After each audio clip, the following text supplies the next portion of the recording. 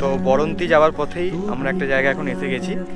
এখানে একটা নতুন মন্দির দেখতে পাচ্ছি, যেটা হচ্ছে ধামসা মাদলের মন্দির। আমি তোমাদের দেখাচ্ছি, এইরকম মন্দির আমার জীবনে হচ্ছে প্রথমবার দেখা। আর এখন এই আদিবাসী গ্রামের মধ্যে দিয়ে আমরা যাচ্ছি বরন্তি লেকের উদ্দেশ্যে। দেখিয়ে দিই, এই দেখো এখানে পুজো হয় ধামসা মাদল। এই যে খুব সুন্দর লাগছে এখান থেকে দেখতে, দেখো। হ্যাঁ, দুটো ধামসা, তিনটে মাদল, দেখো মন্দিরের মতো করা আছে। এইরকম জিনিস আমি প্রথমবার দেখলাম এই পুরুলিয়াতে এসে।